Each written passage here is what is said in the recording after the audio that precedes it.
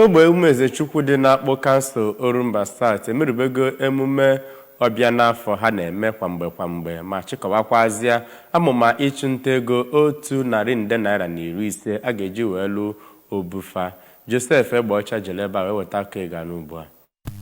Ha na ya bụ ọgbakọ akpọrọ Umuezechukwu Day Celebration bụ nke a nọrọ n'ime ya wee chụọ nta nkwado ego ka onye isi oche otu Umuezechukwu Village nke dị n'Akpu bụ Maazị Anayochukwu Dike ya nakwa onye isi oche nchịkọba ya bụ mmemme bụ Honorable Osita Okoli kọwara na ha malitere amụma ịrụ ya bụ ebe mgbakọ a ga-akpọ Obu Umuezechukwu n'ihi mkpa obodo na omenala Igbo. Ha kọwakwara na ewezuga ijikọba ya nakwa ịhụ na atụmatụ ndị Umuezechukwu na ya bụ ebe mgbakọ ga-abụkwa nke ga-enye aka n'ịkwalite ọnọdụ akụ na ụba. Onye ji ọkwa President General nke obodo Akpu bụ Ambassador Imanwankwọ kọwara na ọgbakọ dịka nke akpọrọ Umuezechukwu Day Celebration bụ nke na-enye aka n'ịkwalite udo na mmepe obodo. Onye isi oche na ya bụ mmemme bụ Chief Dozie Okolo sitere Ufuma, onye kpọrọ oku nkwado onye ọbụla nwere ka o si nwee mmetụta n'ebe mpaghara Umuezechukwu dị, kọwara na obu dị mkpa na omenala Igbo ya nakwa ịkwalite ya ma mechazịa malite ya bụ amụma ịchụnta ego site n'inye onyinye ego mara abụba. Ndị ọzọ sitekwara obodo ndị ọzọ bụ ndị bịara ịdọnyere ndị Umuezechukwu ukwu na ya bụ mmemme